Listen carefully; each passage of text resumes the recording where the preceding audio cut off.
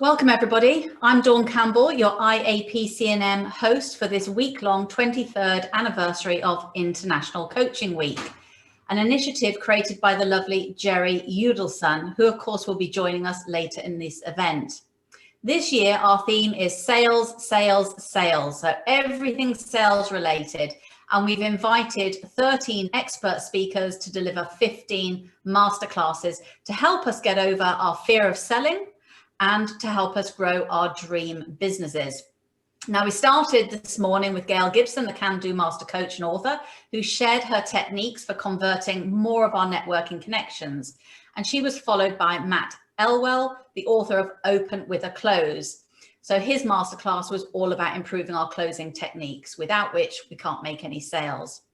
And now we're going to meet Scott Roy, our third and final speaker of day one. Scott is a co-author of a dynamic read, The One Thing That Makes All the Difference. And profits for this little book goes to charity. So it's a win-win. And you can read more about that in our book review club. He's also the co-author of Decision Intelligence Selling, my current bedtime reading. And he's the CEO and co-founder of the Witten and Roy Partnership, a sales consultancy firm that transforms the way people do sales globally. So hello and welcome, Scott. Hi, Dawn. Nice to see you. Now, we can't hear you. You can't hear me. Okay. I'm not going to carry on until I can hear you. Tony's giving me the thumbs up, so it's just me that can't hear you. Okay, all right. Everybody else can hear Scott? Great, okay. So Scott has over 40 years experience in both profit and non-profit sectors, mostly building high performance teams. He was also co-founder of an American insurance company that started in 1990, which now has over 2 billion in assets. One of the many things that has made Scott's career so successful is his passion for theatrical psychology and how it impacts at a practical level on business development. So his sales approach is a human-centered one that is genuinely concerned about the well-being of all parties, not something typically associated with sales, but increasingly I'm sensing we're moving towards a much more heartfelt way of doing business. And Scott's book certainly reflects that movement with increasingly aligned ways of doing business with our values. So today, Scott is delivering one of two masterclasses, the second one being on Friday, to give us time to take action. And today he's going to be talking about dispelling the myths around selling, which is no longer a dark art, but rather it's more of a science that can be learned, just like any other virtuous skill. Now, before I hand over, I always like to ask our guests, what's unique or special that maybe everybody else doesn't know that we'd find a little bit surprising? And what I learned about Scott was something that I've been interested in, is that he did 6 months stint in the VSO, the Voluntary Services Overseas, which is a UK organization that places CEOs in other countries less developed than our own to help change lives. And he played a big part in the fight against poverty, which is a space that Witten and Roy Partnership are pioneers in. So long may they continue to fight the good fight. So without further ado, I'd like to hand over to Scott Roy, and invite everybody else to pick up their pad and pens and really to experience a mindset shift that will improve our performance and experience for both parties. So over to you, Scott, please. Thanks, Dawn. I appreciate it very much. Good afternoon, everyone. I'm here in the United States. It's 12 noon my time, and whatever time it is, wherever you are in the world. So, you know, I've been in sales for about 42 years, I think it is, maybe 43 years. And the fact is that there are myths about selling that cause many good people to think of sales as a really distasteful but necessary evil that they need to do in order to succeed at what they do. In speaking to a group of coaches recently for another organization, and they're international as well. We found that over 60% of them found that selling is the least favorite part of their job.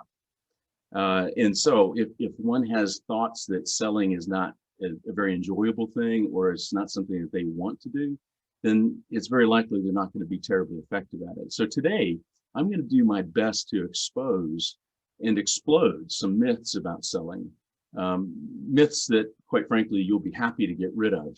The Collins Dictionary states that that if you describe a belief or explanation as a myth, then you mean that many people believe it, but it actually is untrue. And sales is very much a myth-filled skill. Okay, and so today, here's what I'm going to do. I'm going to lead you through an exercise in just a few minutes to help you discover what great selling actually looks like. And I'm going to provide you with an approach to selling and a framework that fits coaches especially well. I mean, we work with all sectors across the United States and across the world, in verticals and horizontals. It doesn't matter. Selling is selling, but in particular, it fits coaching really, really well. And then we're going to have some time at the end for some questions and discussion. And then on Friday, as Dawn mentioned, I'll return to work with you on 2 specific skills that are central to great selling. So let me tell you just a little bit about myself, and then we'll get into it. And essentially, I started off selling educational books when I was in college, door to door. Okay, and I knocked on about 50,000 doors in a period of 5 years, and I got past my fear of selling and actually love selling. I think selling is one of the, having done it my entire life, what I'm learning is that the way I look at selling, a lot of people don't look at selling. They see selling as something that isn't fun, that isn't enjoyable, that isn't something that one would want to do. But fundamentally, working in various fields like publishing at first, and then getting into insurance and selling insurance well, and then also selling consulting services. One of the things I love is the fact that I'm selling something that I know is of great value to people. So I'm really, heartened today to be able to share these ideas with you. And if you would like to do any homework between now and the next time we get together on Friday, you certainly might want to pick up our book, and then you can read that, and you can read a lot more detail about that. But fundamentally, where we are now as an organization is our focus is on the developing world. We literally do most of our work in countries like Uganda and Bolivia and Zambia and places in largely the global south. And we essentially are teaching people in those places how to do selling in a way that is honorable and something that is something that they're very, very proud of. So what I want to do is I want to share some slides right now. Dawn, are you able to give me a control of the deck? Great. Thank you. And I believe, just a minute here.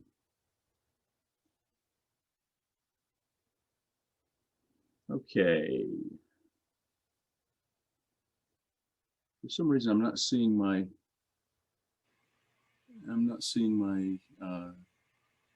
just a moment, folks. For some reason, I'm not seeing my deck here. It all was going so well, wasn't it? There we go. Okay, let me start that again. Thank you.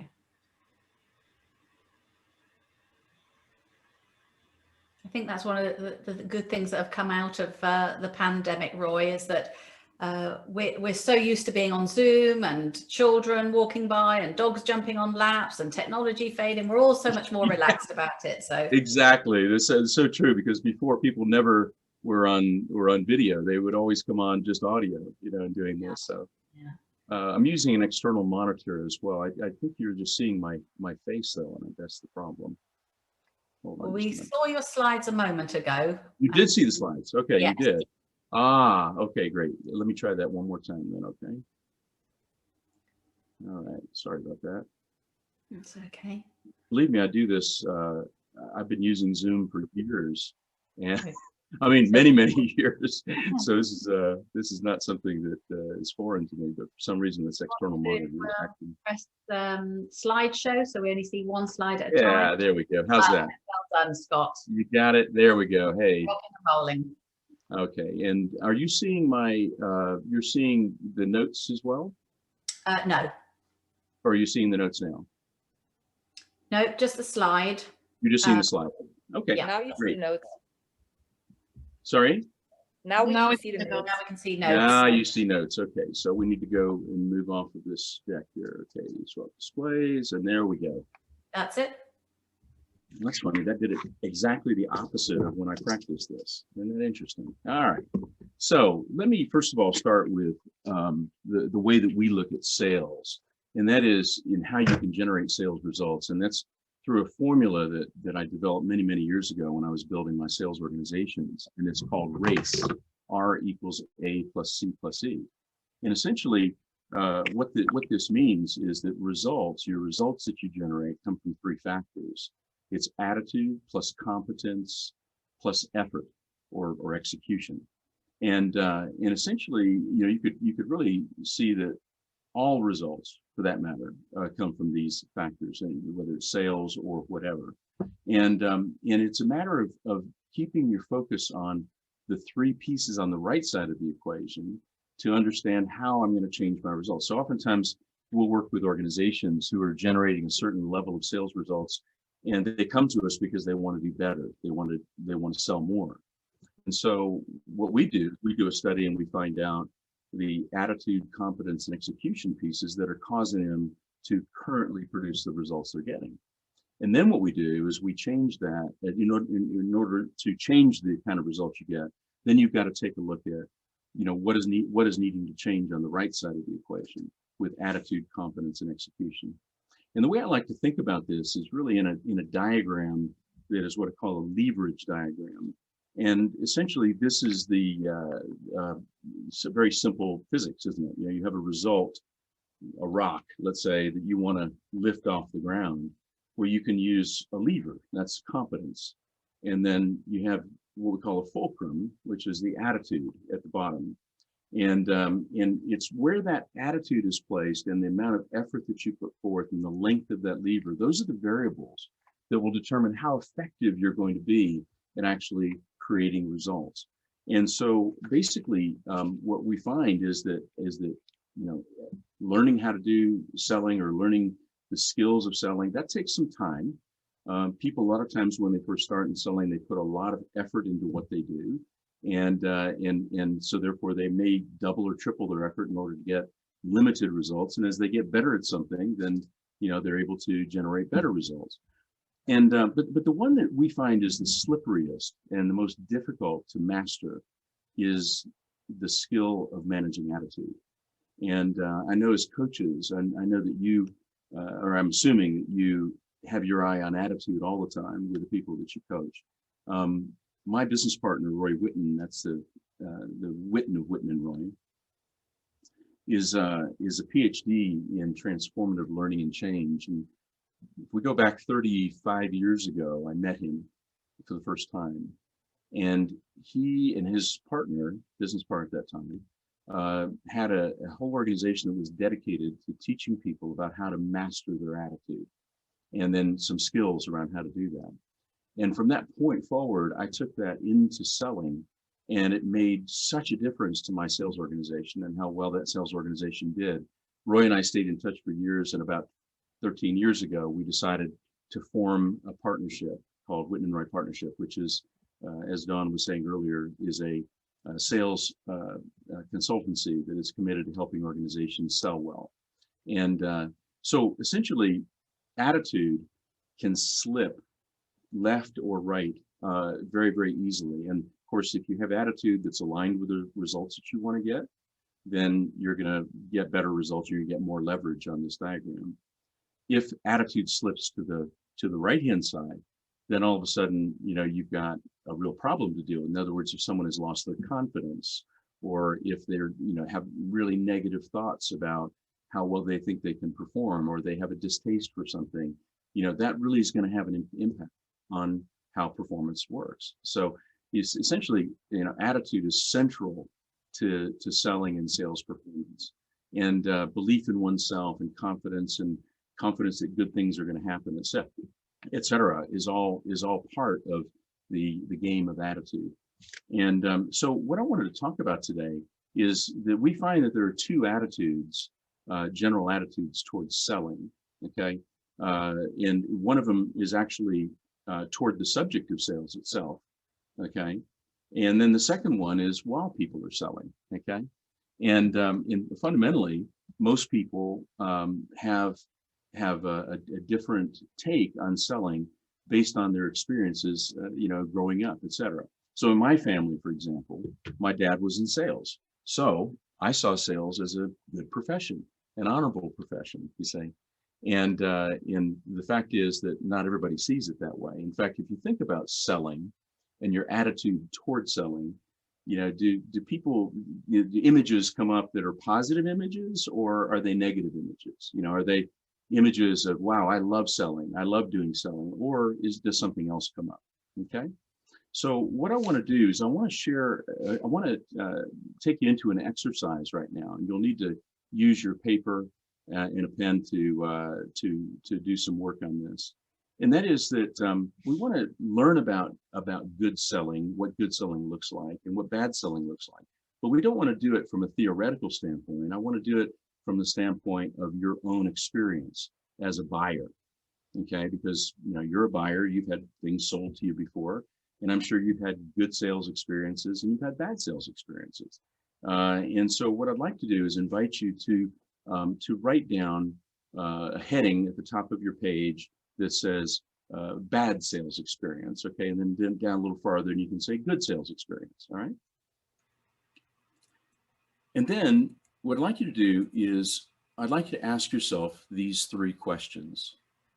Okay, so what did the seller do or say that made it a bad sales experience? Okay, what did the seller do or say that made it a bad sales experience? Now, this really helps if you will think of a very specific experience buying something. Okay, so if you would just think first of a specific experience, and then ask yourself these three questions. Bad sales experience, what did the seller do or say?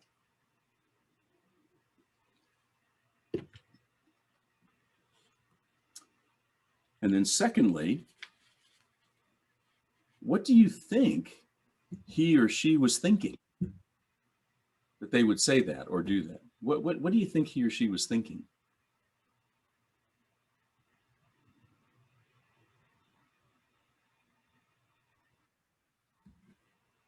And then lastly, how did what they did make you feel and act? How did you feel about that experience, and how did you act as a result of that experience?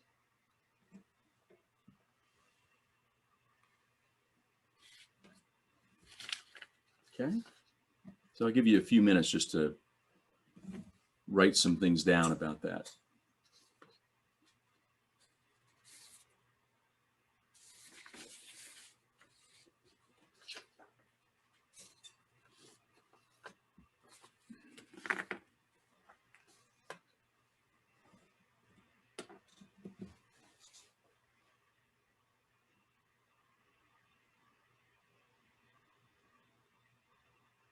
Okay, and then if you would, move over to the good buying experience. A time that you bought something that was really, something that you look back and go, man, that was really an outstanding experience. I really enjoyed that. That person was nice, to me, etc. So if you have a specific good experience, then go ahead and ask the same three questions and get as specific as you can, if you would. What did the seller do or say that made it such a good experience? How did they treat you? What was their attitude like?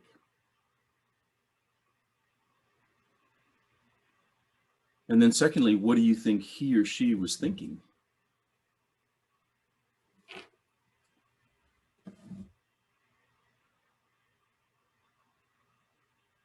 You can't know exactly what he or she was thinking, but you certainly can use your imagination, can't you?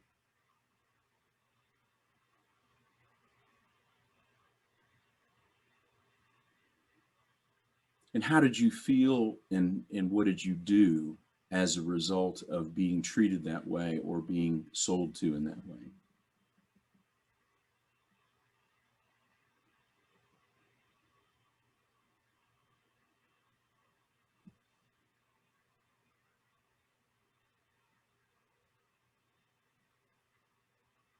I'm just going to come off camera there come off the slide deck for a few minutes.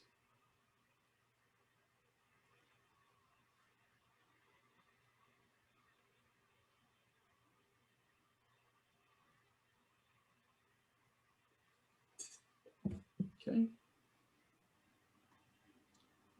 And when you're finished, if you just raise your hand, just wave it a little bit, and I'll know if anybody needs more time. Yeah. If you're finished, just raise your hand. Yeah. Okay. Great. Now, I'd love to hear from some of you about what you learned about good selling versus bad selling. Okay. And Dawn, we could do this on a chat. I think there's, with the size of the group, I think we probably could do this where people just come off audio. Yeah, absolutely. Come off mute. I'd be happy to do that and just do it live. Mm-hmm. Yeah.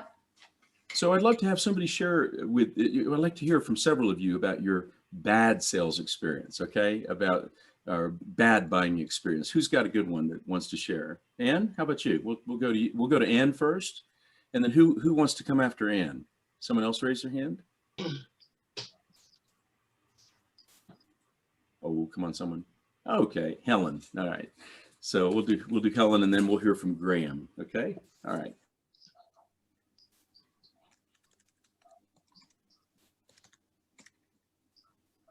Catherine's also raised her hand if you want a third one. Okay, I've got Graham as the third one, so Graham Hooper. So, all right, Ann, you're on. You're on. What? Tell us about. Just give us a little context about the bad sales experience or bad buying experience. Well, I was actually in Marks and Spencer's recently. Okay. And this lady actually knows me. I know them in there quite well. And I was talking to her about something, and obviously I couldn't get what I wanted, but I had searched everywhere. I knew it wasn't there, but she insisted on coming out and walked me around the whole store, showing me things that were completely and utterly not suitable for me. And I kept saying, I know I've seen them. I know I've seen them. And of course it put me completely off. Even if there was something I would have liked, I wouldn't have wanted to have it. But I think she really thought she was helping me. She didn't think, I didn't get the feeling she was trying to sell to me. She was just really trying to help, but she wasn't on the right track. So it wasn't like she was pressuring you or anything like that at all. But it sounds like she was just sort of, hey, this is something you might be interested in, or take a look at this. This is something. And so she was just sort of guessing. Yeah, but it was what you might be interested in. Completely unsuitable for what I needed. Okay, all right, completely unsuitable. So great. Well, what do you think she was thinking? Do you have a sense of that? Well, I just think, and especially because she obviously knew me quite well, she just really wanted to help me. I could get that sense that she really wanted to help, but I felt like shaking her and saying, "Can't you see that's no good to me?" So it's like inside of your reaction was I wanted to shake her. Yeah, it's like because you're not listening to me. Yeah, so because I knew she was coming from the right place, I didn't get cross with her, but it was wasting time. I understand. That's great. That's great. Thank you, Ann. That's great. Helen, let's go to you. If you could. Yes, this is going back a few years, so it's really stuck with me. Okay. So I'm sure most people remember Yellow Pages, when it was quite a big book, as opposed to, I don't know if it still exists actually. And I was working, I was a marketing manager for an organisation. and our Yellow Pages advertising was coming up for renewal, you know, so I had to go and have a meeting with the guy to sell me some more space for Yellow Pages. And he was a young lad, and I think he come in with somebody else, possibly his boss, so maybe the young guy was just training, but he talked so quickly, and he just talked and talked and talked at me, telling me why I should be going for a much bigger space, Yellow Pages, which just frustrated me so much. A, because he was talking so quickly, and I think possibly at the time, I think I've just done my first coach training, and so I was very aware of, you know, the NLP of matching and mirroring and pacing, what have you, and I was just so frustrated that he was talking so quickly. He wasn't listening to me, wasn't asking any questions at all. And it felt like he was desperate for the sale. So I don't know if he was trying to impress the other chap who could see what was going on, and he interjected finally and, you know, sorted things out. Yeah. So it sounds like, I mean, and it doesn't sound like he was doing much listening at all. It was just more talking at you and talking fast. Fast. Really fast. Yeah. And so you mentioned it was frustrating for you. What else did you experience, and how did you act as a result of it? How did I suppose I was just, part of me was frustrated, part of me was curious to see whether this other guy would jump in. No, but mainly I was just frustrated. And in fact, if it was my choice, if it had been my business, I would have just walked away. But it wasn't. It was something that we had to go and do. Yeah, great. Well, thank you. That's great. Yeah, I'm not sure if the Yellow Pages still exist. No, I don't know if it does. Yeah, I don't think there's much of a need for them anymore. So, let's see, Graham. How about you? How about we go to Graham? Hi, Scott. I think mine is one probably most of us might have experienced. A very simple one: go into a bar to buy a beer. Really important in life, and the staff know you're there, yeah, but they're too busy bottling up, counting stock, doing something else, and they're clearly not interested in actually serving you, the customer. Right. You're left with that feeling that they feel they're more important. They're more important than you. Doing their jobs that they've been tasked to do is more important than serving the client. So it makes me feel annoyed, and generally I vote with my feet and I walk out. And you leave. I mean, literally. I leave. Yeah. And probably, Graham, did you ever find yourself telling stories to other people about that sales experience that you had, or that? Yeah. Well, you pass it on, don't you? It damages the reputation of whoever. You know, and it may, you know, the person who owns the business has got no idea. Yeah. Usually, if the person who owns the business is there, they're usually keen. It's sometimes the people who are working for the people who own the business who may not be so keen, and there could be reasons behind that that's fueling their behaviour. You know, maybe they're not well paid enough, etc.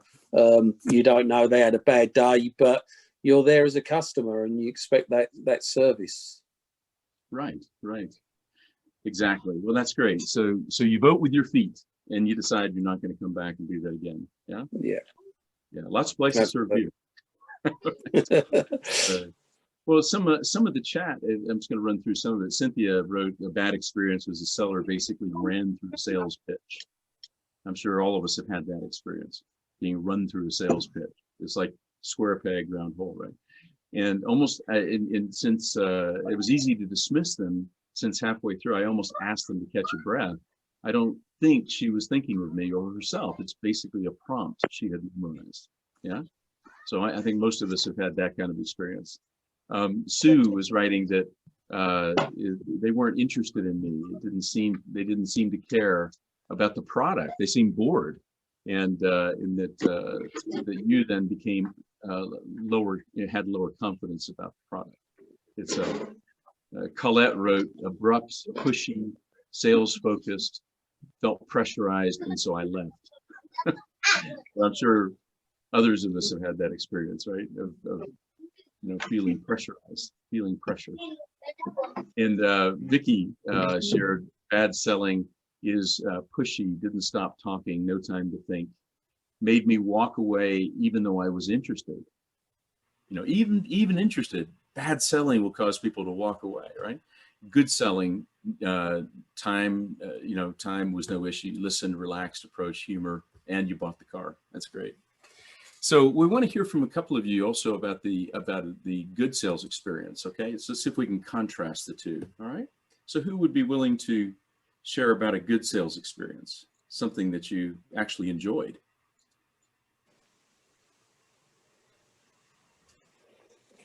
Just raise your hand if it's if you'd be willing to do that. We'll go back to Graham here. If we let's go back to Graham. Let's see the contrast there. And then who will be the next person? Just go ahead and raise your hand. Okay. I need 2 more volunteers to tell us about a good sales experience. Yeah. Okay, Olivia. There we go. And we have Anne as well. And Anne as well. Okay, great. Thanks. Thank you. All right. So back to you, Graham. Okay, I was going to the theatre in the West End, and I was with my better half, and it was her birthday, and I was treating her, and we'd gone into a jewellery shop, and I don't know whether I had any intention of buying when I went in, but the guy behind the counter so engaged us and showed so much interest in us, was keen, made us feel important and valued, and they were obviously thinking in tune with the customer's needs. And so with that, I did that thing that you do as a gentleman. I stuck my hand in my wallet and pulled my money out and bought. So yeah, that's what happens when you could have a good experience. Yeah. Didn't know I was going to buy when I entered the shop, but had such a great experience that yeah, I bought the product. What were some of the things that he did? Let's see if we can pick this apart a little more. As far as the detail, you know, okay. As far as, yeah, what are some of the things that he did or said? Okay, he was really interested in my other half. So he engaged with her. He used the typical skill. He listened to what she said. Nothing was too much bother. You know, he showed when she had, you know, 15 different items out on the counter. It didn't faze him at all. He would go and get another one, change it, show her, put it on, and nothing seemed too much effort for him. And he did it all with a smile on his face. Wow. So he seemed happy. He looked like he was enjoying his job. Yeah. It sounds like he, as you're describing it, it's almost like he gave her and you undivided attention. Yep. Safe to say? Yeah. It was a personal service. You know, that's what you felt that you were getting. Yeah. Yeah. Definitely. So undivided attention, nothing was too much to ask for, pleasant, connected. It sounds like he connected really well. Yeah. Right, with the person. Yeah. Great. Thanks, Graham. We connected really well with the right person. Yeah. Yeah. Well, there you go. And your wife then turned to you and with her, you know, well. Yeah, exactly. Yes. Yeah. And how did you feel? How did you feel at the end of the experience? You just forked over, you know, probably a pretty good wad of cash. How did you feel about it? Even though you felt good about it. Yeah, no, I was happy. Yeah, no, part of a good day. Yeah. Yeah. So part of a good day. Part of a good day. No regrets. Right. Yeah. Okay. Great. No, yeah, and that's what happens when you get a good experience. You don't have any regrets. You don't go, oh, couldn't afford that or whatever. You know, you're pleased with whatever you purchased. Right. Right. Got it. All right. And what about, let's see, Olivia. Let's go to Olivia. Thank you, Graham. Hello. Hi, Olivia. Hi. Yes, so my good sales experience came when I was buying a dress. I'd actually gone out to buy just one dress for an occasion. And I met a salesman who was quite, I would say, friendly and informative. I felt like he wasn't rushing me just to pick a dress. he wanted to understand my need, first of all, why I needed the dress, the kind of occasion I was going to. And he was also very keen to ensure that I take a dress that suits my body type. So that ended up being quite a positive experience for me. And I didn't just take one dress, I took more than one. I took about 3 occasion dresses, which was not what I had intended, but because of that experience, I was able to just go with the flow and buy. So what I'm reading into this as I'm listening to you is that this person seemed to be very knowledgeable. In other words, he was able to look at your body type and said this would be the type of dress that I would, they're not just somebody who has a part-time job or a job selling clothing, right? So this is a person who took, it sounds like go ahead. Yeah, he sounded like he had interacted with quite a diverse number of staff. So he knew what he was talking about when he was advising me. And I felt like I was actually dealing with somebody who knows what he's talking about, and his advice is genuine. And his advice was genuine. Yeah. And so you ended up buying additional, you bought more than what you intended to buy. Isn't that something that's the case? Wow. Yeah. And how, and what do you think he was thinking, or what do you think were his thoughts going on in his head about why he treated you that way? I felt like he wanted me to go and enjoy myself for the occasion that I was going to. I felt like he genuinely wanted me to come out with a pleasant outfit, a pleasant outfit that would lead to me having an event that I would enjoy. I also felt like he wasn't selling to me. I felt like he was more of a friend. I felt like actually I'd gone to buy a dress with a friend who was more advising me and directing me on what I should do and what I should not. So it wasn't really a salesperson and a buyer experience. It was more like, hi, I'm your friend. Can I help you? What do you need? So it's almost like they were a co-buyer. It's like, it was a co-buying experience as opposed to, being on one side of the cash register and on the other. Exactly. Yes, yeah. Exactly. So it sounds like, as you're describing this, it's the kind of thing where he almost put himself into your situation and said, okay, if you, it's like, if I were you, or if you were my sister, here's what I would want for you to have this kind of experience when you go to that event. And because of that, I want to advise you a certain way. Yeah. Yes. And he didn't say it in those words, but I almost felt like, yes, this is a friend who wants to help me to have a good experience from the dress I'll wear and to the event that I'll attend. He probed me a lot just to find out what I'm looking for, what is it for. So, yeah, so there was that initial phase of him trying to understand what I'm looking for and why. Yeah. So he was asking you questions and finding out about you rather than I think it was Anne's experience of the woman saying, here, maybe you like this, maybe you like this, maybe you like this, and without asking questions about what Anne actually wanted or needed, right? So there's something there about being curious and inquisitive and wanting to see into your world so that he could serve your needs better. Yeah, so you'd end up happy. Exactly. So it wasn't more about you have to buy something. It was more like, I want to try to help you get something that would suit you. But if you don't, it's okay.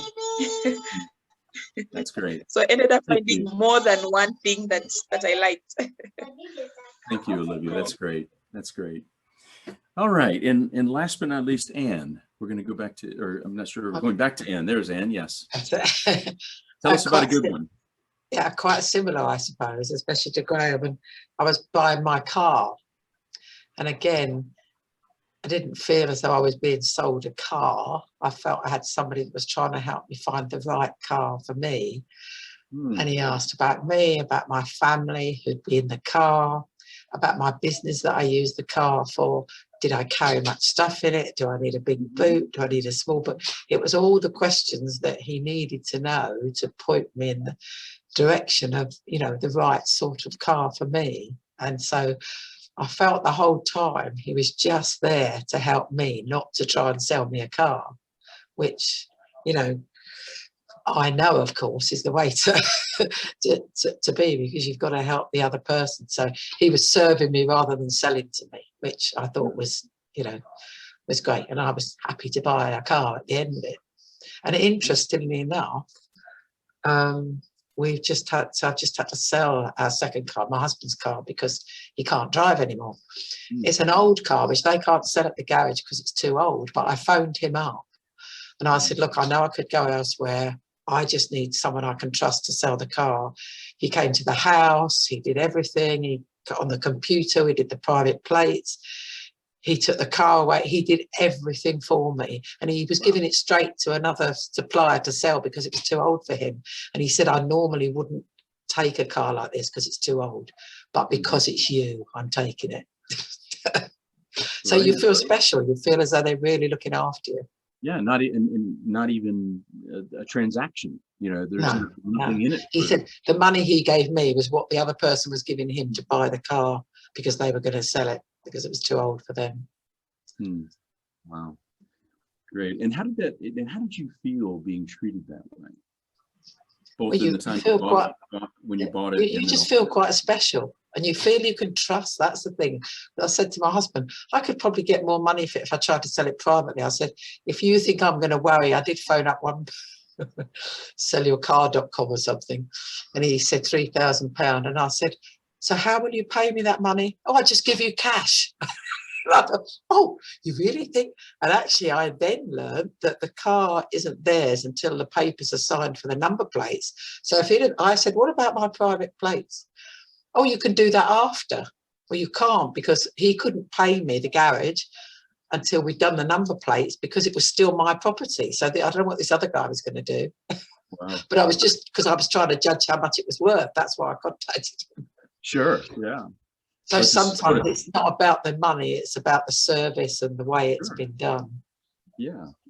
Well, it reminds me a lot of right now I'm going through selling a car. We just bought a car in London, and I have a home in America and a home in England, and so I have this car that's 17 years old, 18 years old, and now I'm trying to sell it, and it's not easy.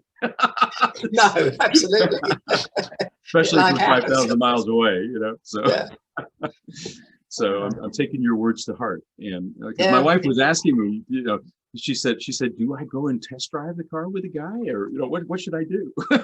So anyway, well, thank you, and thank you to everyone for helping illuminate this, because you know this really can form our opinion toward how we want to be as salespeople. It's very easy to see selling in polar opposites. You know, it's like on one side you've got, in fact, the extreme is, you know, someone who is manipulative, you know, is trying to they're just looking out for themselves.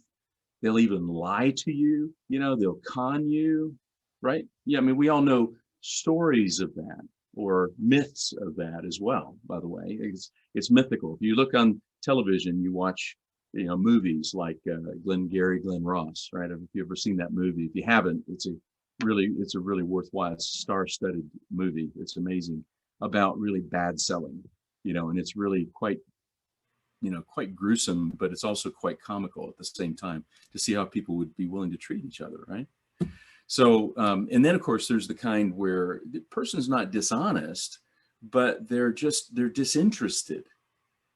We heard that from several of you, where they didn't care that much about the product or you or whatever, but they were just disinterested. And so therefore they weren't treating you in a way that made it easy for you to want to do business with them. In fact, some of you even said, you know, look, I left. I didn't even want to buy from this person. Or in the situation where someone, if they're disinterested and all they're interested in is making the sale, that means that they're really not interested in solving a problem like what Olivia was talking about. I mean, there's no way, Olivia, that you would have felt as honored and as respected if the person had just a pure monetary view of why they're doing business with you, right? So on one side, we can find the bad examples, but at the same time, what does that leave us with? You know, it's like, okay, I don't want to be pressured, but I don't want to just keep, selling to somebody who never makes a decision, right? I mean, you heard from the previous speaker about closing, but how do I get the sale to come to a closure? But again, I don't want to be an arm twister or pressure people to get to that point of decision. You say, so it's like, what you don't want, and you don't want to, you don't want to be sold to in this way. And you also know that you really don't want to sell in that way. And I would doubt seriously if anybody's on this call sells in that way, but at the same time, it doesn't leave you a lot with what would good look like? How do I package this into something that actually I can do and do consistently over time, And so coaches oftentimes tell me, as well as other salespeople, is they say they can talk to a lot of people, but not as many closes come, and they wish they could get more people to, to decide to purchase their services. Sometimes people have a full pipeline, but that pipeline doesn't seem to be moving, or sometimes, you just don't know where to go anymore with a customer, or they say, ooh, that's a bit more than I want to spend. I don't know if you've ever had that, by the way, as a coach, where people actually give you a price objection. Has anybody ever had that? Yeah, just a few of you, or a lot of you have people saying, oh, that's too much. I don't have the kind of money to do that. Yeah. On Friday, we're going to come back and deal with that objection. Okay. We're going to deal with that block that people have. But I'm going to show you right now, I'm going to share with you the fundamentals of the way we think that you want to think about selling, about when you're selling to somebody, what's the frame of mind that you want to bring to this. All right. And so again, I'm going to share my screen so that you can see a model of what we call DQ selling.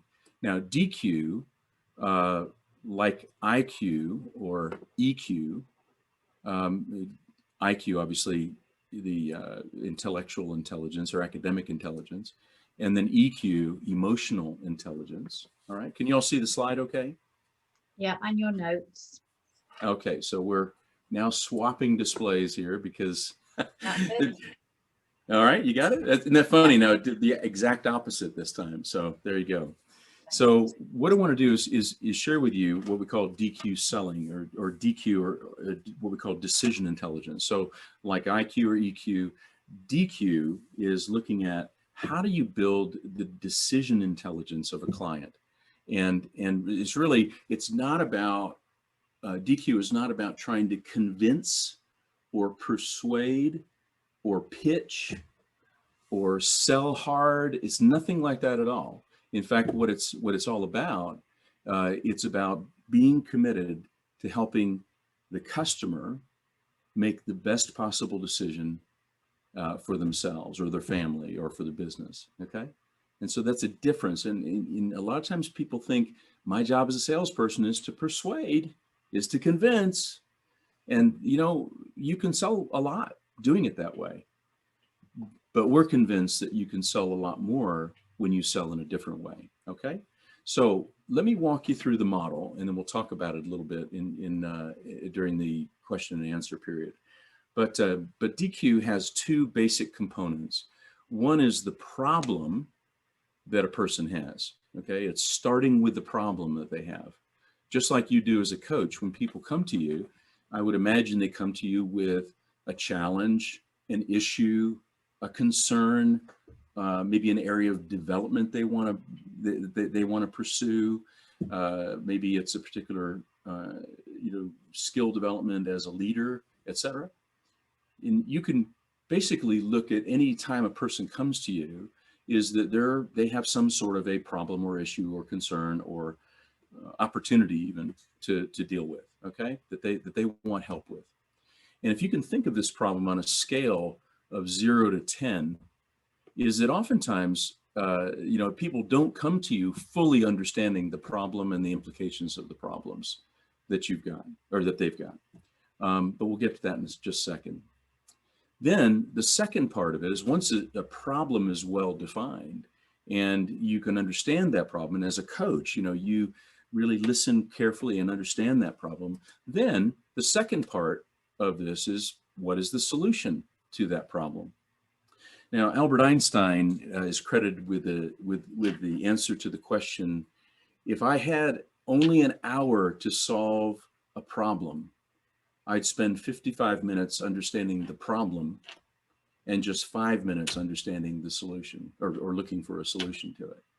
Okay, and that's the smartest guy in the world, or at least it was at the time. So what is this about this approach is different? Because when you think about selling, where did most salespeople start? And oftentimes they begin pitching a solution, like Ann, you were describing. Even though the person was well-intended and they were a friend and they respected you and you liked them, they still were just sort of throwing things at you, without really understanding what it is that you might need. So this is unfortunately what we see with an awful lot of salespeople or people who sell services, is that people will say something like, okay, so, John, what is it you do? Well, I sell insurance and or, what about you, Peter? Well, I'm a coach, and here's what I help people do, you say. And so one of the things that we help organizations to do is to stop pitching what we call a value proposition. You probably heard that terminology before. And instead, we teach people how to identify and address problems through what we call a problem proposition, okay? Now, the fact is if a person understands a problem from 0 to 10 to a level of 10, and they understand a solution, and obviously if you understand your problem to a level of 10, it's easier to find the solution to a level of 10, right? Is that then you would have there we go. You would have what we call a DQ of 100. So 10 problem, 10 solution, 10 times 10 is 100, okay? And basically that's a good decision, but unfortunately, that's not how it usually works. Most people don't realize, but on the problem axis, there are two subjects. One is the problem faced by clients, or the challenge, or the issue, or the concern, or whatever, you pick the word. And then the second piece, though, is something that people rarely explore, and that is the cost of the problem. So what is, by having this problem, what is it costing me? Not what's my solution to a problem and how much is it going to cost me, but what's the problem I have? How serious is it? What are the implications of it, et cetera? And by the way, before I begin looking for a solution, is it even worth me looking for a solution to it? Because if it's not costing me much, why would I, spend time or effort to find a solution to it? I probably have more vexing problems that I should pursue, right? So problem and the cost of the problem on the problem axis. And then the other two that we suggest in this order that you explore is then what are the solutions, or what is the solution to a problem or set of problems? And then finally, what is the value of that solution? Is the solution itself giving me enough value that I'm going to want to pursue it and actually reach into my pocket and actually plunk down that money? It's like Graham was talking about. So let's talk about reality. Most people, when we think about when we think about the types of customers we have sort of savvy customers and not so savvy customers. So on a scale of 0 to 10, in live classes when we teach, it's amazing how it comes up very consistently. Unsavvy customer who's aware that something's going wrong but doesn't quite understand what's going on is usually a 2 or a 3 on a scale of 10. That's the depth to which they understand it when the salesperson begins talking to them, or in this case, a coach who's approached by a person, or the person is approached by the coach. Now, a savvy customer would be more like at a level of 6 or 7, okay? They probably have thought about the problem, they see the implications of the problem, probably haven't calculated what the cost of that problem is. So if most of our customers fall into these two buckets of a level of 3 or a level of 7, then what's very interesting is if we engage in pitching a solution, in other words, we hear the problem and then we begin pitching right away a solution, or they begin looking for a solution on the internet, or by calling up people and saying, what can you do for me? Is that interestingly, only understanding the problem to a level of 3 limits a person's ability to understand the solution that would solve that problem. So that means that if you're at a level of 3, then you're only going to understand a solution to a level of 3. And similarly, if it's a 7 and you don't go any deeper, any farther into that problem, now you're going to be limiting your understanding and appreciation for a solution to a level of 7. Now let's see why that's why this is problematic. Is if we know that a high DQ is 100, and at 100 people can make a good decision and they can make it confidently and often do. But if you're at a 3 by 3, you only have a DQ of 9. I mean, you're 91 points away from the DQ of 100. And so in cases like this, people basically don't even see, why are we even talking? I don't have a problem. Why would I even need a solution to something like that? And then if you're 7 by 7, it sounds pretty good, 7 out of 10 and 7 out of 10, but actually you've only covered about 49% of that square of what you would have if you had DQ of 100, you say. So what can we learn from this? What we can learn is that really great selling is similar to what you were saying, Anne, I believe. You were telling us the story of good selling. When your salesperson who was selling you that car asked you questions and engaged in understanding your business and understanding what sort of problems do you need to solve, how much boot space you need, for example, to be able to carry your samples or to be able to conduct your business, what sort of ride did you want to have, et cetera, how distances you travel, et cetera. In Olivia, we heard, that the man who helped you with your dresses was really getting into your world and understanding what is the problem you're trying to solve. Again, seeing life through a lens of problem or issue or concern. And you expressed it, and he was able to understand it to a level that really helped you probably think a bit more.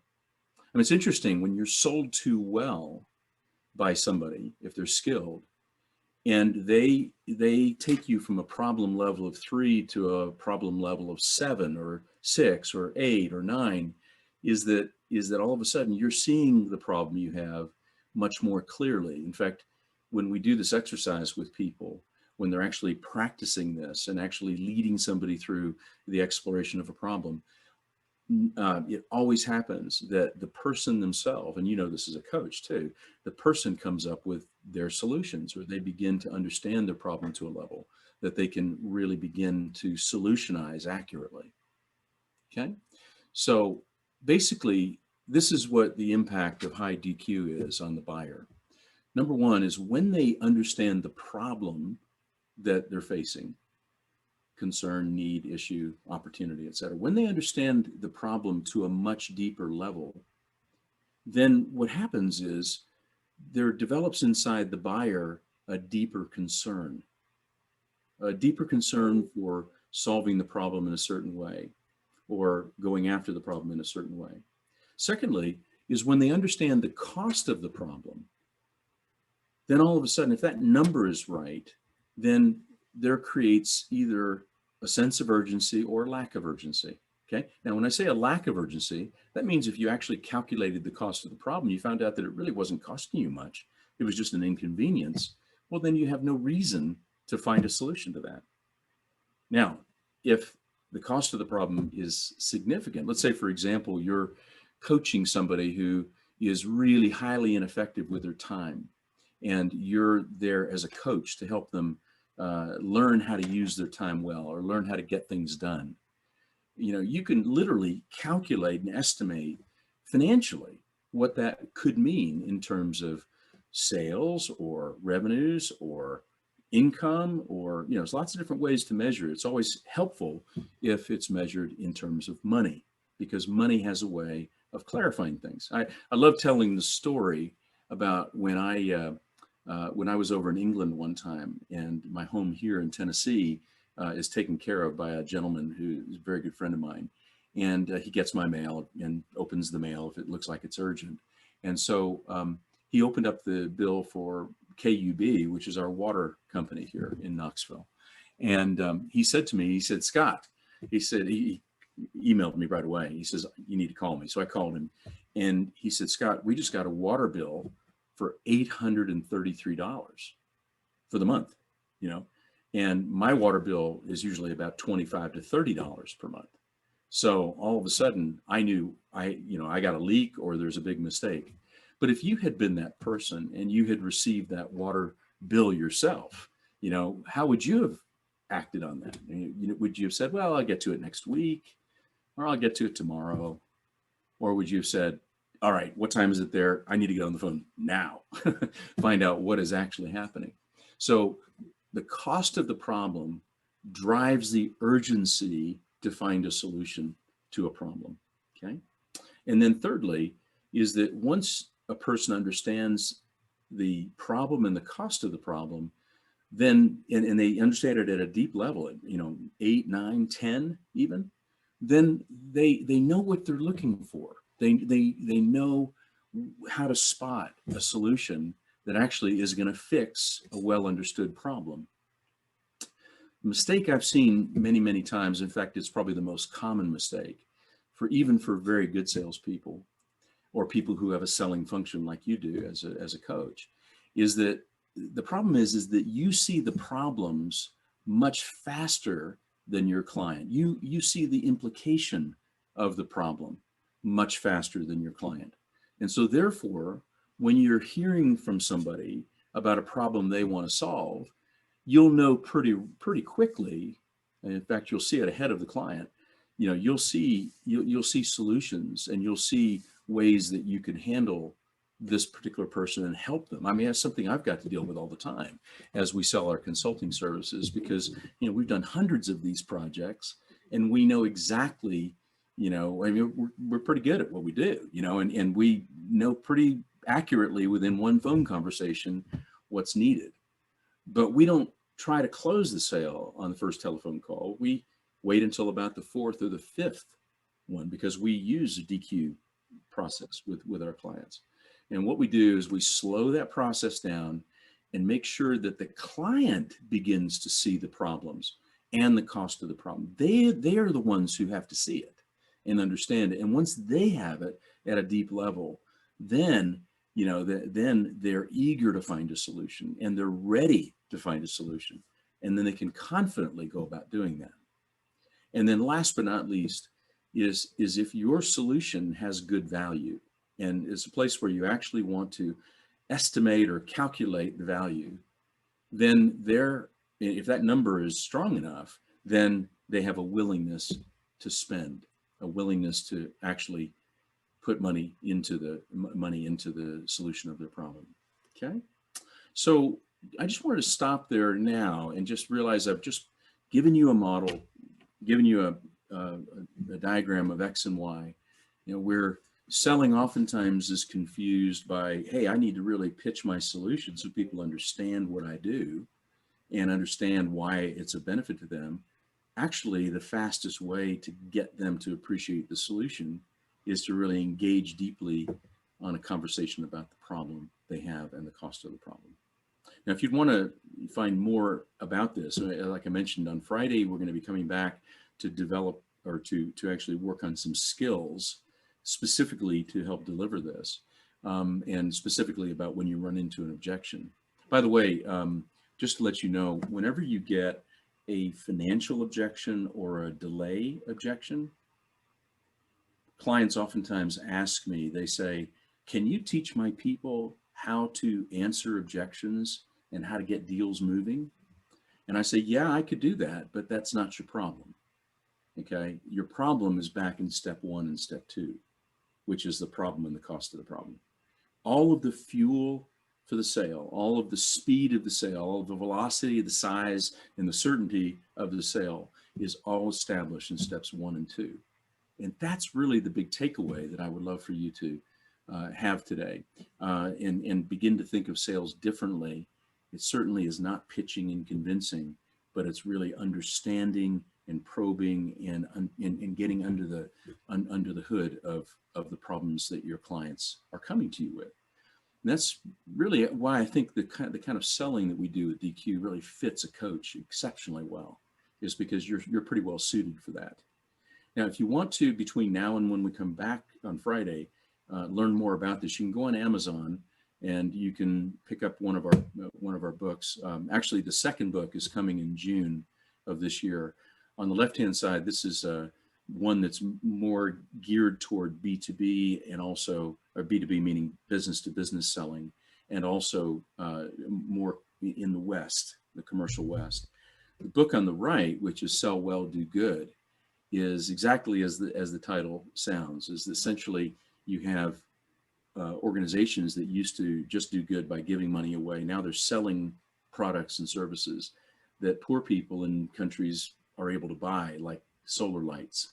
So they stop, the dangerous practice of open flames and that kind of thing. So this is really about our work in the developing world, which is where we spend a lot of our time.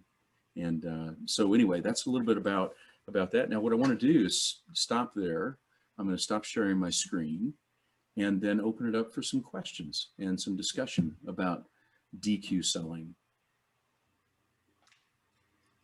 Thank you, Scott. We've had quite a few comments in the box, in the chat box, saying, "Wow, this is new," and I guess just slowing the whole process down is new to a lot of us, because we're always in such a hurry for all sorts of reasons. But just slowing it down and appreciating the value of laying the right foundations, whether it's at the discovery call level or the contracting level, just better manages expectations. To have a really good relationship, because what we want is relational clients as opposed to transactional customers. So the work that we do at this stage is really, really important. Well, Dawn, I just want to comment on that for a second. It's because oftentimes what happens with a consultative approach, which obviously this is a consultative approach, it really mirrors what you're going to be doing with them as a coach. It's an experience. The selling experience or the buying experience is really an experience of what it's like to be coached by you say. And so when we sell to our clients, we're giving them an experience of being sold to in a way that they are going to now learn, or have their people learn, how to sell to other people. And it's really very, very powerful. The problem with most consultative methodologies is that they can be very flabby. The conversation can go on and on. I'm not sure if you've ever had this as a coach in the group here, where you have one session and then you have another session and then you have another session with them to try to close the sale. And it just seems to keep just kind of drifting, and the person isn't coming to a point of decision. I see a few nods around the screen here. And so therefore, one of the things that we attempted to do with the DQ process is actually have 4 key transitive questions. I'll share those with you next week.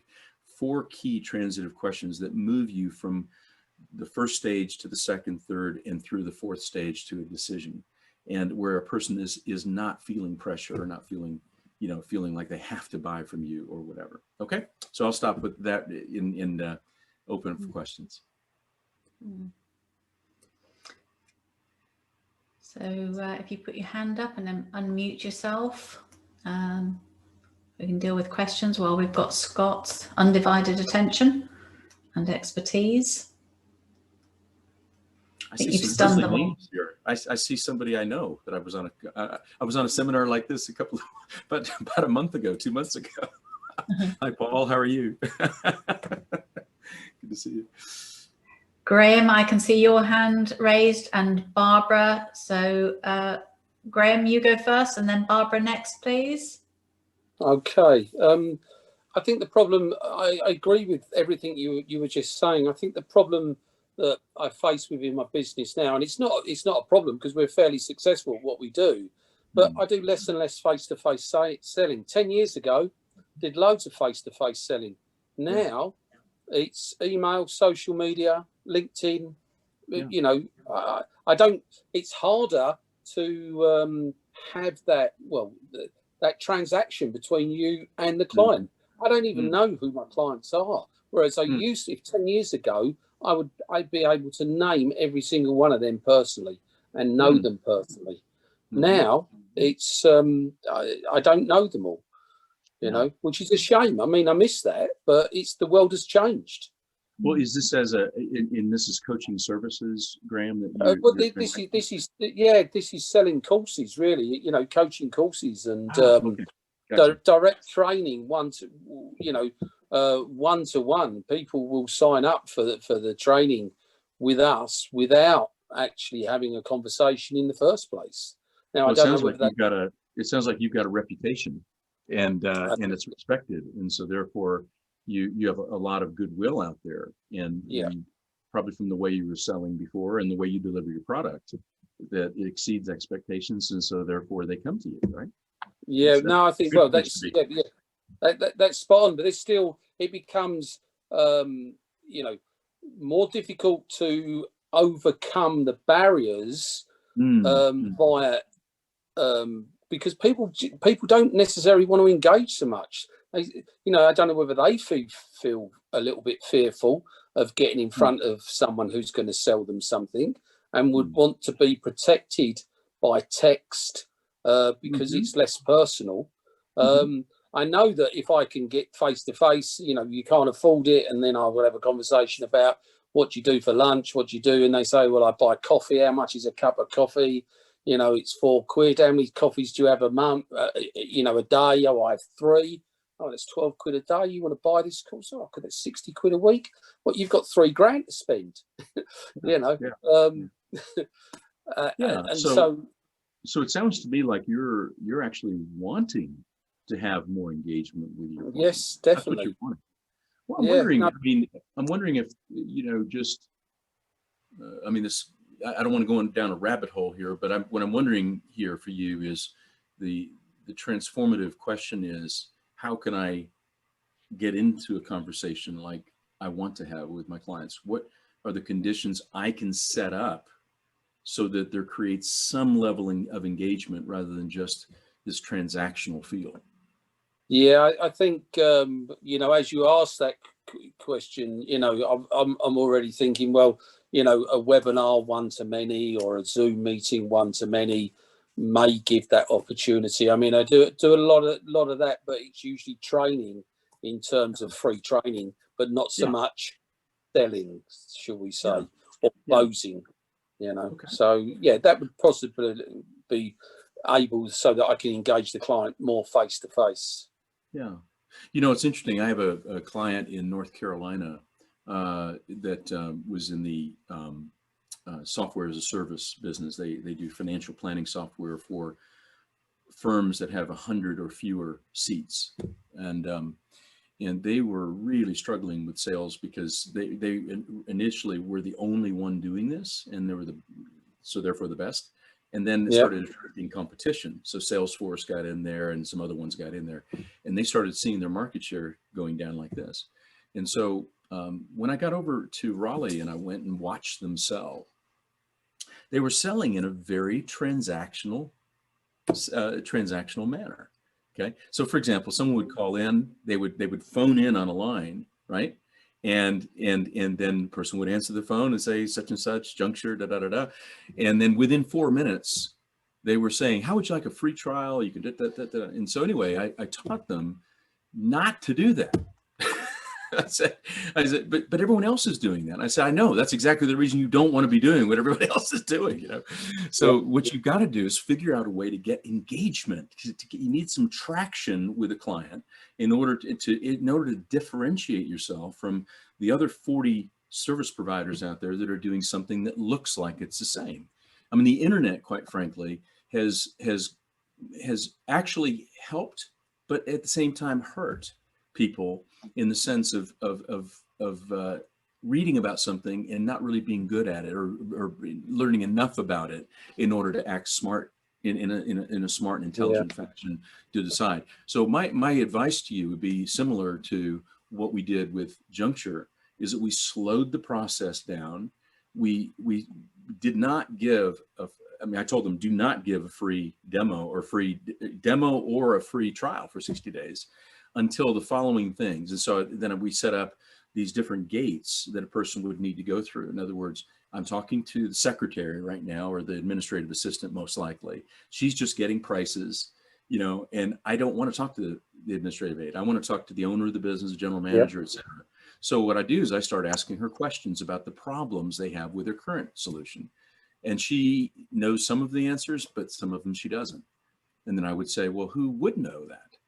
And they'd say, well, that would be Charles, who's our general manager. Okay, I make a note of that. And then I keep engaged in the conversation. And then finally, we have 5 or 6 things that Charles or Kathy and Sandra all know, but that she doesn't know. And so I say, well, what would it take for me to get onto a conversation, into a call with Charles, Sandra, and Kathy in order to find out the problems you're trying to solve? And then all of a sudden you've got that connection and the traction, and you're beginning to look different from everyone else. Okay. All right. Okay. Yeah, no, I follow that. I follow Great. that. Thanks. Great. Thank you. You're welcome. Cheers. Barbara. Thanks a lot. Really, it's been really interesting and insightful as a talk. I suppose I find it very compelling, the idea of kind of really working to deeply understand the problem and understand the cost that this problem is presenting to the client. But I suppose if the client hasn't reflected that deeply on it, it seems like there's a very initial stumbling block there to even get them to engage with you, because maybe they haven't realized yet how much, like, what their issue is or what their problem is. So how do you get past that initial stumbling block? Yeah, that's a great question. To engage enough to really surface that. Sometimes it is that. Sometimes it's like they haven't really thought very deeply about it, and maybe give them some homework and have them come back to you. Say, is that, well, it's obvious that I'm asking you some things that you want to think more deeply about.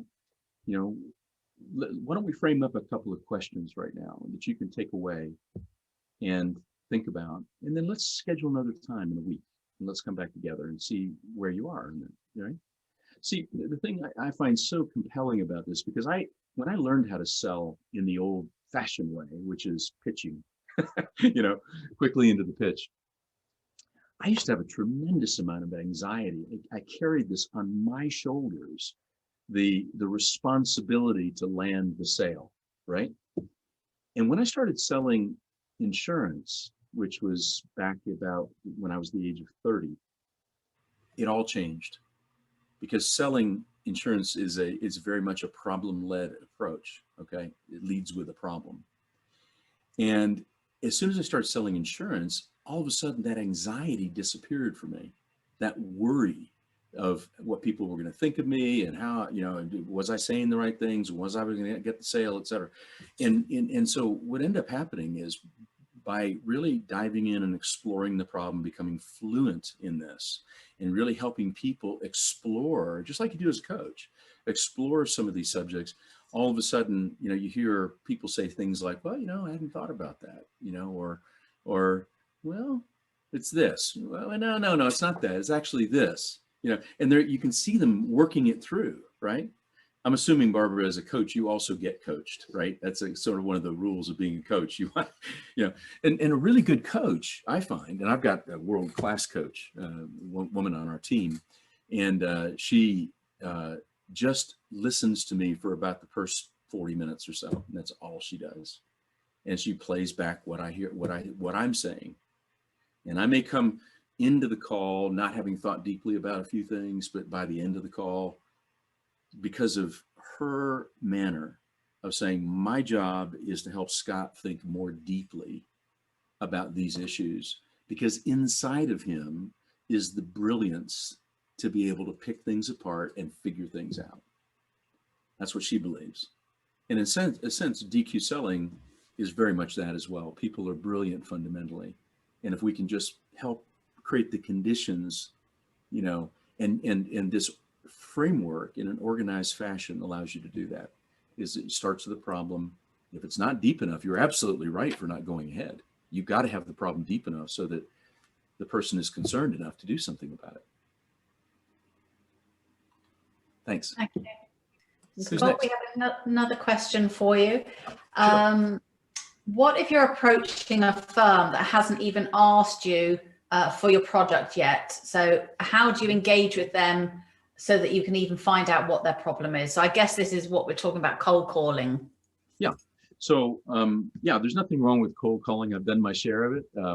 You're far better off getting an introduction, getting a referral. You know, and I could give you all the statistics on this. It would blow you away about how few people ask for referrals to other people, and how willing people are to actually give referrals. Okay, and it'll blow you away. So if you're not asking your clients for referrals, begin doing that. So I mean, there's a whole science around that. Now back to your question: what happens when a firm is a B2B firm, let's say, is contacting another business and wants to sell its services or whatever? There's always some research that needs to happen ahead of time. It can be informal or even formal. So for example, let's say you are a specialist in coaching people in the financial services industry. Well, you know immediately banks, financial services, insurance companies, those are going to be some really good prospects for you. So then what you want to do is do a little bit of research on what it's like when people are coached, and you know, and how they perform, you say. And so what you do is you form something called a problem proposition. So it might sound something like this. Now, Mr. Prospect or Miss Prospect, my name is Scott Roy, and I'm with XYZ Coaching Services. And what we do is we work with financial services organizations of all sorts who typically have 3 issues that they're dealing with. Number 1 issue, number 2 issue, number 3 issue. I don't know what financial services issues are. So I'm just saying these would be the problems that you would lay out. And based on your research about one firm, or it could be a firm in the news that you learned something about, or it could be a regulatory issue that you've learned about, you know, like it could be, you know, organizations that have this problem with the new regulation that regulates banks, and having employees that are resistant to actually make the change and to accept the new frameworks. And we're estimating that the potential cost to your firm could be anywhere from £1,000 a day up to £50,000 a day in fines if you don't comply. I wanted to know if you'd like to have a conversation about that. So that's what we call a problem proposition. I'm sure I could have done a much better one if I'd prepared ahead of time. But fundamentally, it follows the framework of what are the problems that you know this firm to have that your services can help solve. Those problems can be found in public space. It can be found in research. It can be found you know, through meetings or through information you get from one person or another. Anyway, there's information out there on companies, and there's also in the news, you know, the challenges that people are facing, for example, COVID, you know, and people, you know, recovering from COVID and performing well as employees and wanting to be on site, et cetera. You know, so those are examples of timely or you know, types of problems. And so then you formulate the problem proposition around 2 or 3 key problems that firms like this might be experiencing. And then you put a dollar value or a pound value on it, financial value on it, so that people can begin to see, wow, is that a problem worth solving? Wow, if that's costing me, that could cost me 1,000 to 50,000 pounds a day in fines. Yeah, let's talk. You know, so you see, people respond really well to problems.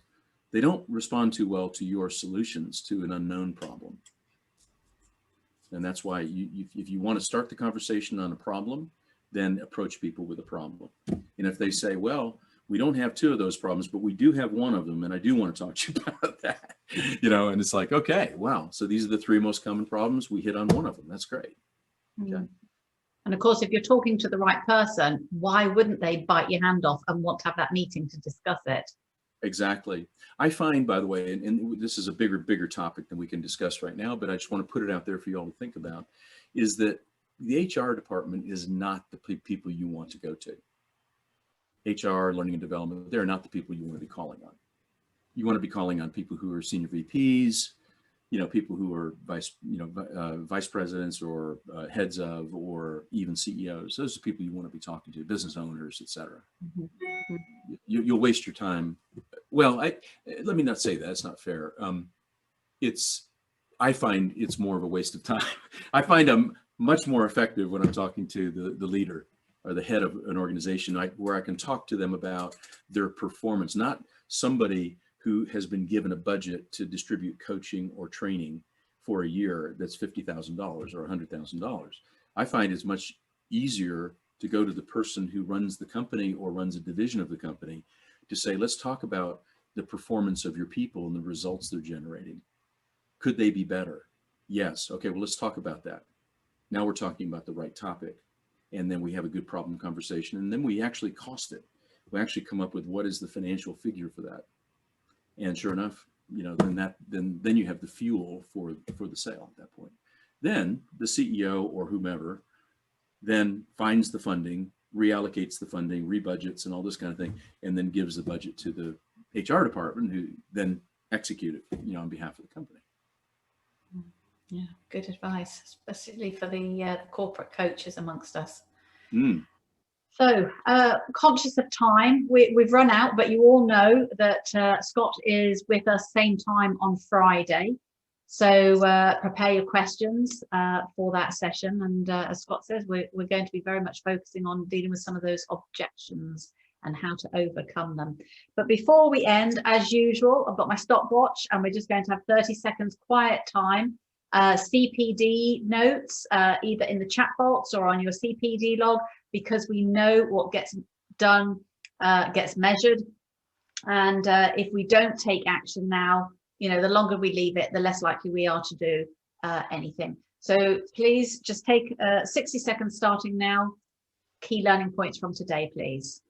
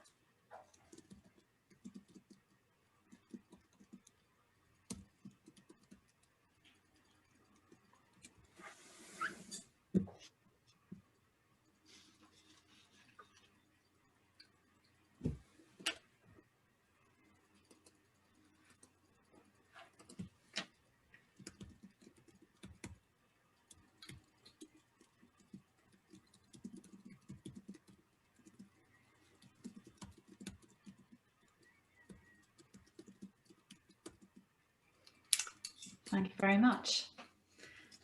So mine is to pay more attention rather than speed reading. I'm really going to go back over some of those chapters. Now it's been put into context for me. So thank you for that, Scott. Excellent feedback. I will share that with you through the chat box later.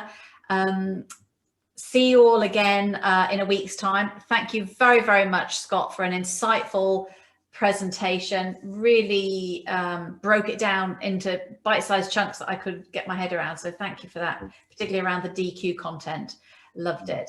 So everybody stay safe. For those of you who are religiously following the program, we'll see you at 10 a.m. UK time tomorrow, when we have Cindy Shulston, who's going to be talking to us about creating your signature program. So once you've got your one hero product, it will do your sales for you. So I will see you in the morning, and I'll see you again in a week's time, Scott. Take care. Thank you very much. Bye-bye. Bye-bye. Thank you. Thank you. Thank you.